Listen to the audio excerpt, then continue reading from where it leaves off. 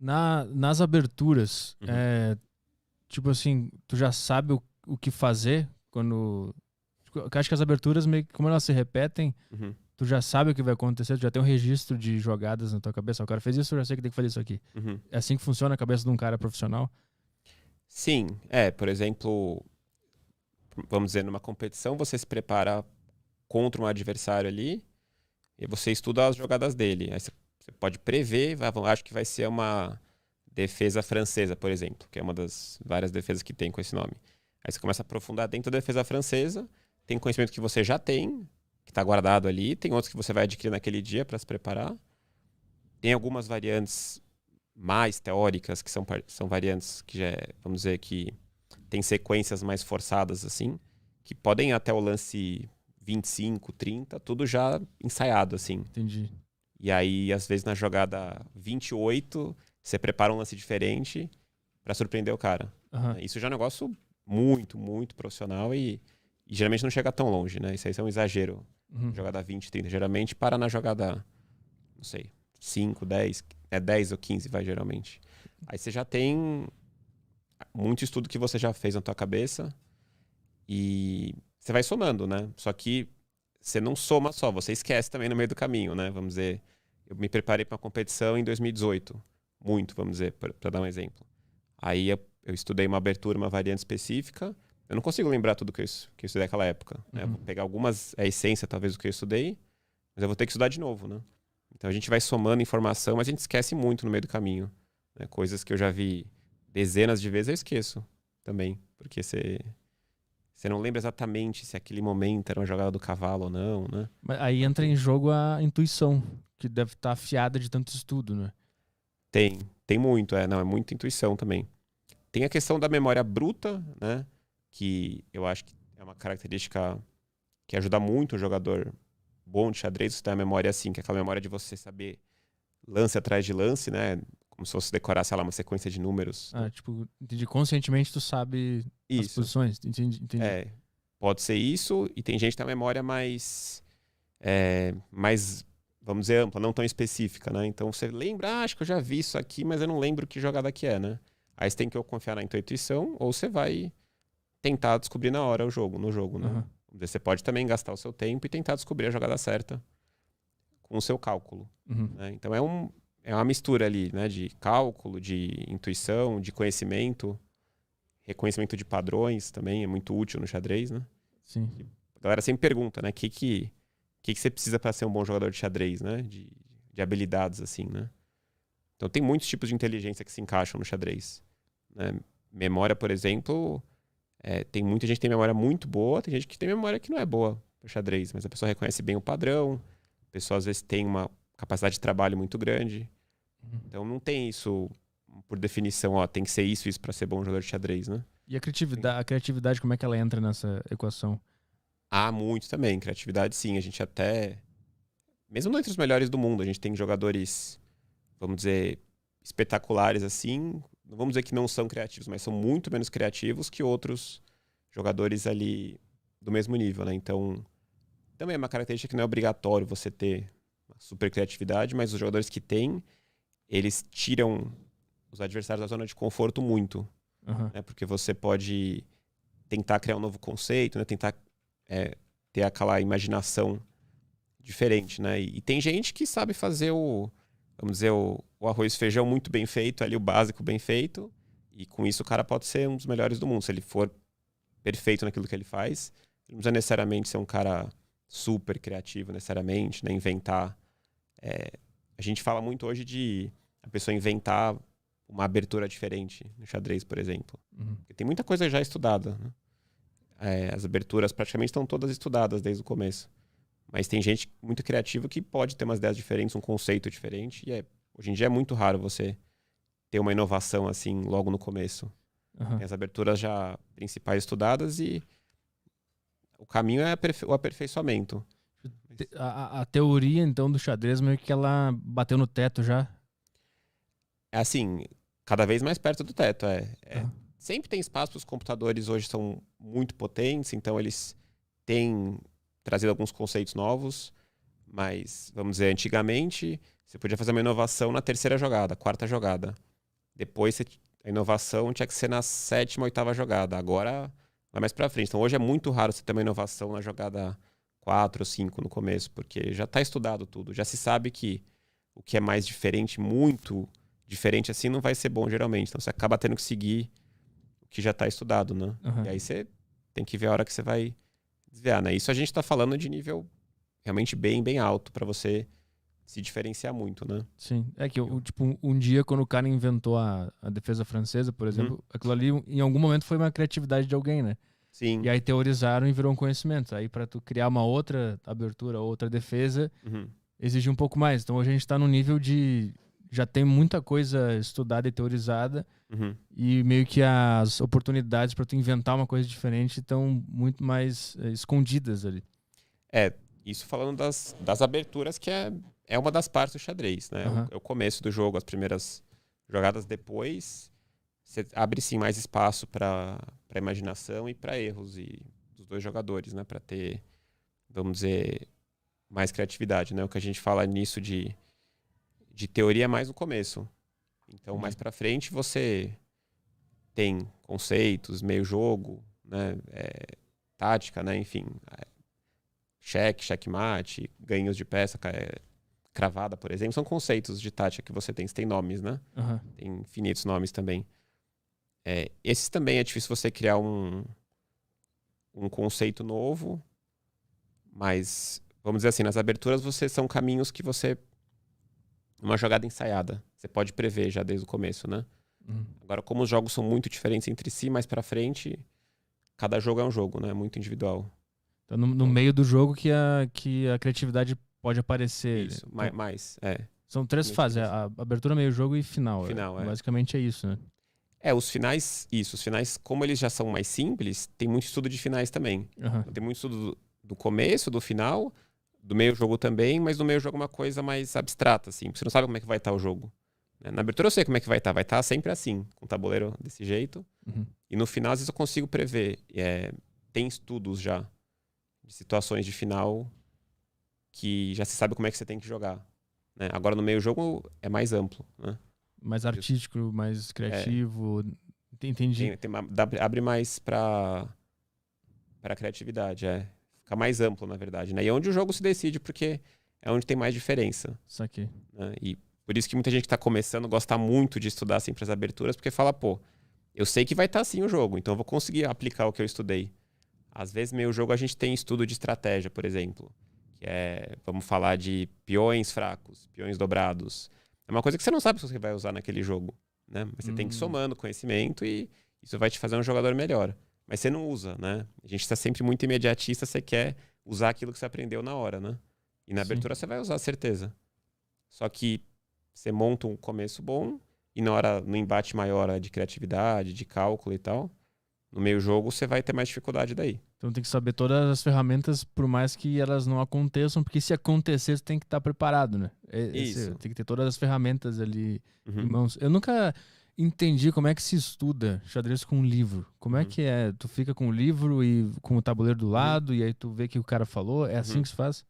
É tipo isso, você tem muitos livros diferentes. Você tem livros de novo, de aberturas, mas os livros mais recomendados, que realmente te colocam num nível melhor, é você ver os jogos de grandes jogadores do passado, por exemplo, com os comentários deles. Então você está pegando o livro do Fischer, por exemplo, que a gente estava falando aí, né? Então você pega o livro do Fischer, e tem um livro muito famoso do Fischer, que é as 60 melhores partidas do Fischer, que ele mesmo escreveu.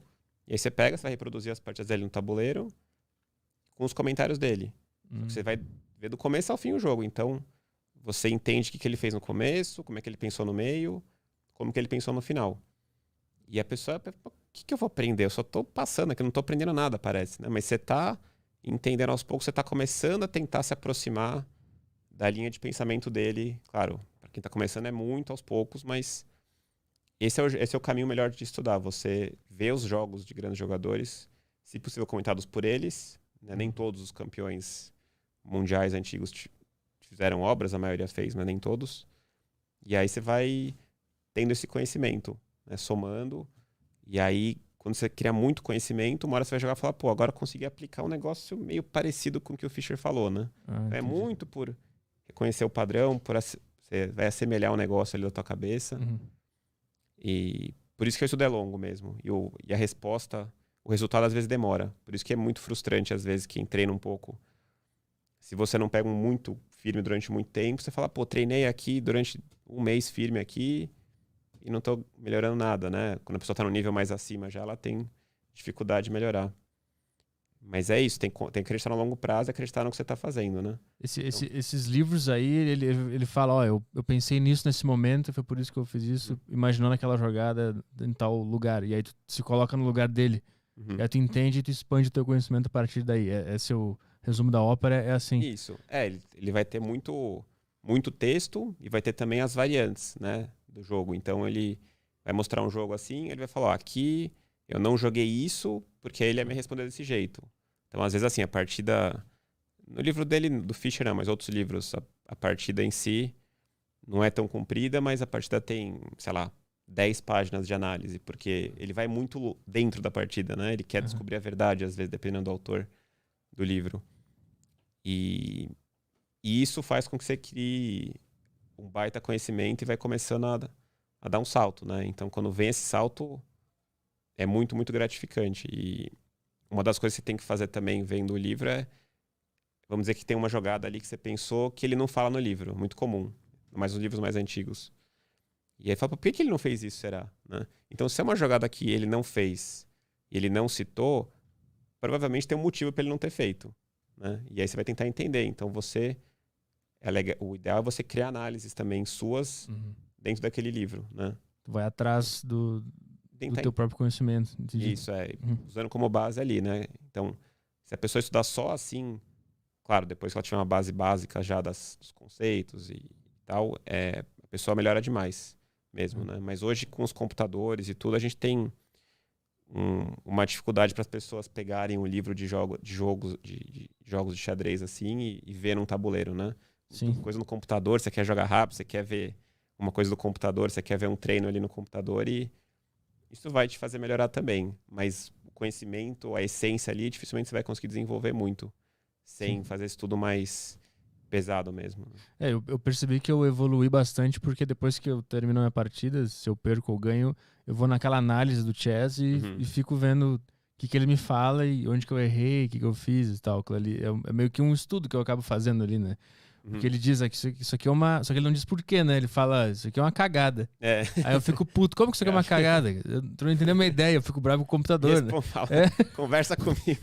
E eu fico, mas onde é que tá a cagada aqui? Eu tento mexer. Porque, tipo, até quantos lances adiante ele vê pra me dizer que é uma cagada? Porque eu acho que eu consigo ver um ou dois e eu não consigo enxergar essa cagada. Até onde um profissional ou um computador enxerga pra me dizer esse lance é uma cagada? Aí tem uma diferença grande. Quando você vai analisar com o computador, ele pode te afirmar tanto que qual que é o erro como que é a melhor jogada. Mas aí você tem que interpretar sozinho o porquê daquilo, né? Por isso que uma análise, claro, com outra pessoa, a pessoa vai te explicar, não, esse lance não é bom por causa de tal conceito, né? Agora, os computadores, hoje eu nem sei, mas antigamente falam que eles pensam, não sei, 30 milhões de jogadas por segundo, um negócio louco, assim, um número louco, né? Um computador. Sim. E se você analisar com uma pessoa, por exemplo, ela vai te falar, ó, essa jogada aqui é um erro. Eu já sei que é um erro, não preciso nem às vezes calcular nenhuma jogada na frente. Eu sei porque conceitualmente é um lance que não é bom.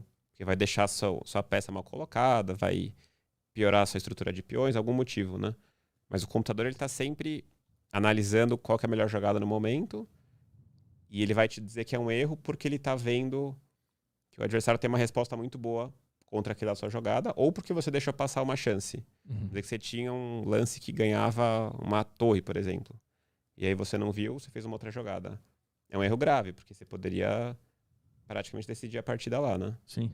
Então o computador, ele usa muito essa análise bruta, né, de cálculo. E hoje em dia eles até têm desenvolvido muita coisa, vamos dizer, tentando deixar os computadores com um jeito mais humano, assim, né? Com inteligência artificial e outras ideias e outras tecnologias aí para deixar eles um pouco mais perto da realidade. Mais avançados, Porque vou botar aí uns 10, 15 anos atrás, você ainda tinha uma dificuldade para os computadores. Assim, tem a vantagem dos humanos que sempre vai existir, que é a coisa do conceito ali, né? vamos dizer, na segunda jogada, por exemplo, o computador pode pensar numa jogada que perde a dama. Ele sabe que é ruim, mas ele vai calcular aquela jogada dentro das 30 milhões lá. Agora, um jogador experiente, ele sabe, ele não vai nem considerar aquela jogada, né? Uhum. O computador considera todas as jogadas, todas. E aí ele começa a filtrar, porque ele tem um processo, né? Então, tudo super avançado. Mas é isso, tem desenvolvido demais aí e tem trazido muita coisa diferente aí pro jogo também, os computadores se desenvolvendo. Tu já jogou contra algum computador, tipo Kasparov, contra aquele da IBM lá? Da IBM, né, que ele jogou? O Deep Blue, nos anos 90. Ele perde e fica puto, né? Eu vi o vídeo, ele vai embora meio brabo, assim. Ele não curtiu perder pro computador. Porque naquela época era, como assim vai perder pro computador, né? E hoje o campeão mundial não tem nenhuma chance, né, contra qualquer computador aí mais avançado. Eu já usei um pouco de treino, assim, né? Eu uso muito, se ele usa muito no profissional, eu quero estudar uma abertura, aí eu coloco o computador para analisar para mim. Então eu boto ele para dizer, a melhor jogada é essa. Sim. Então eu não tô jogando com ele, né? Eu só tô vendo a análise dele. Tipo o teu treinador, assim, um coach. Uhum. É o seu coach, que ele tá só... Ele vai te dizer o que é bom e o que é ruim, né? E o legal é você usar a tua intuição ali, né, humana. Fala, tipo, eu tô sentindo que esse lance é bom. Aí você bota ali e você vê se ele concorda ou não, né? Se ele fala, Mas ele não fala, né? Ele só te dá um número, na verdade. Ele parece duas interrogaçõezinhas, assim. Aquela que ofende o cara. Aquela interrogação é muito passivo-agressivo do chess.com. Duas Duas interrogações é muito passivo-agressivo. Tipo, é muito... Cara, como é que tu tá fazendo isso? Sim. Pior que uma vez eu devia ter, sei lá, uns 13, 14 anos. Acho que foi a única vez que aconteceu isso. Numa competição, eu fiz uma jogada que perdi a dama, assim... E o cara pegou, anotou minha jogada, ele botou duas interrogações. Foi a única vez. Maravilhoso. Foda. Sim, você fala, não tem nem o que falar. Falando, tá certo, né? Foi um lixo meu lance. Esse símbolo é maravilhoso. Sim. E tem os dois, né? Tem o de... Um só, né? E tem a exclamação também, quando o lance é bom. Tem uma exclamação... Quando é foda, né? E duas exclamações é um lance foda, assim, né? Acho que eu nunca fiz uma dessas. Nunca. O máximo que eu vou é a estrelinha do melhor lance, aquela, sabe? Sim. A verdinha aquela. Sim. É a única que eu consigo fazer. E eu nem sei como que eu fiz. Às vezes, quando eu vou analisando, vai aparecendo verdinho e eu, caralho, como é que eu fiz isso? Certo, que legal. Tem um lance brilhante no chess, né? Que é o... Desaparece, assim, que é raro, assim. Acho que o lance brilhante que o site coloca... É uma coisa da internet, do site, isso, né? Do computador do site. Que é uma... No xadrez, na anotação do xadrez, você tem... uma exclamação, duas exclamações, né? Que seria um lance bom e um lance muito foda, assim, né? Uhum. O lance brilhante é um lance que o computador entende como único pra ganhar num jogo, assim, né? Então muitas vezes eu recebo mensagem no Insta, falo, pô, aqui, Cricor, consegui meu primeiro lance brilhante na vida aqui, não sei o quê. Mas pra chegar nele, o cara ficou um tempão pensando, né? Não, 20 minutos, né? De acordo com a teoria, se passar de 20 minutos já não vai sair um brilhante. Não, mas na verdade essa pessoa faz... Totalmente sem querer é difícil, mas você pode fazer uma jogada... Eventualmente você pode fazer uma jogada, vamos dizer, aleatória e dar certo, né? Pode, né? É raro, né? Acontecer, mas pode até... Pra mim não é raro, eu acho que todas que eu ganhei até hoje foi assim. Mas enfrentar o computador mesmo, já fiz algumas vezes, assim, como parte de treino, mas é muito frustrante ali, que você leva muita porrada atrás de porrada e... mesmo no treino, né? No treino você tá ali pra... Não importa, não tá na competição, né? Mas vamos dizer, eu quero treinar a defesa siciliana, uma variante ali da siciliana, por exemplo. Aí você pode jogar na internet, claro, com outros jogadores. Só que o computador você pode... eu quero jogar essa posição específica, depois a jogada 5. Eu quero treinar quero especializar isso aqui, né? Você pode treinar com o computador às vezes. Mas é difícil, porque...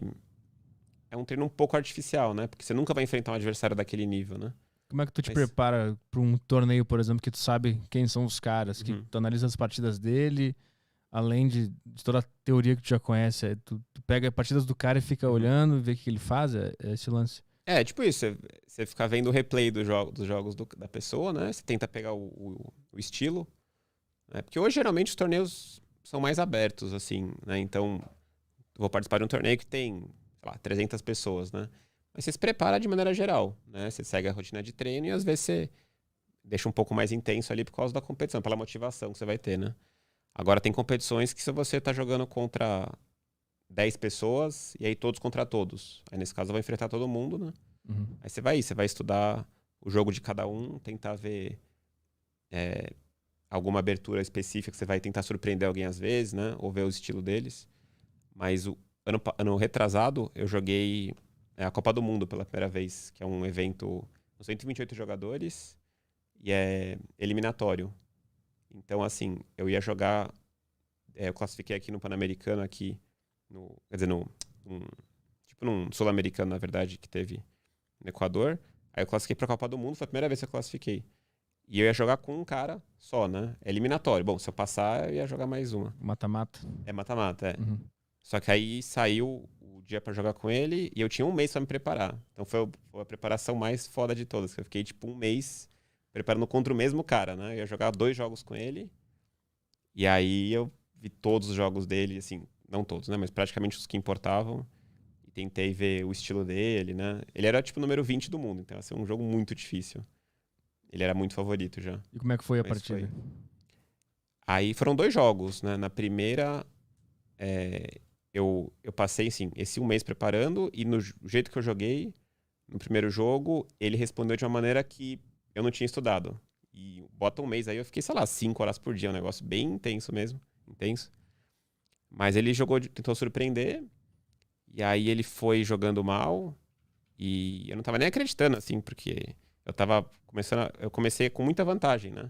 E o que eu tinha estudado do cara é que, tipo, o cara número 20 do mundo, ele já tinha chegado tinha sido vice-campeão uma vez nessa Copa do Mundo já, esse cara, que é um russo. Então era um cara muito bom nesse tipo de competição também. Só que eu comecei a ficar melhor com o cara e melhor. Eu tô vendo que eu tô ficando quase perto pra ganhar o jogo, assim. E volta aquela coisa da insegurança. Eu falo, não é possível que tá sendo tão fácil. Tá errado alguma coisa. Deve ter alguma coisa coisa na cabeça que ele tá preparando, né? Não, e eu sabia que não tinha nada. Mas assim, você fica se questionando. E aí chega numa situação que, depois de pensar tanto tempo, eu fiquei com muito pouco tempo. Eu tinha 2 minutos, ele tinha 30. Numa situação que eu tinha uma vantagem muito grande. Eu podia ganhar, mas eu tinha que achar a jogada certa. E aí eu acabei errando, deixei escapar uma posição que era bem, bem vitoriosa. E empatou o primeiro jogo. Né? E aí, que foi um negócio assim que não tava esperando, não tava pronto pra ganhar do cara. Assim, eu me preparei muito, mas você tem que se preparar pra ganhar também de quem for, né? A mentalidade certa é essa sempre, né? Você tem que estar pronto pra jogar com o Carlsen e o cara às vezes pode errar de vez em quando, né? É raro, mas pode acontecer. Não era o Carlsen, mas era um cara muito, muito bom também. E aí eu empatei mais no segundo jogo também, então ficou 1-1. E aí foi pro desempate, mas aí o cara me ganhou no desempate. Mas foi uma puta experiência, assim, porque nunca tinha passado tanto tempo preparando só contra um cara e é uma competição que tem uma tensão muito louca, assim, né? Porque são 128 jogadores, praticamente vários dos melhores do mundo estavam lá. E o salão de jogos é um clima, assim, muito único. Eu nunca tinha visto em tanto tempo de competições. Onde é que foi essa Copa? Foi na Rússia mesmo. Foi Khanty-Mansiysk, que é uma cidade bem lá. Eles fazem... Já tinha tido uma vez uma Olimpíada lá de xadrez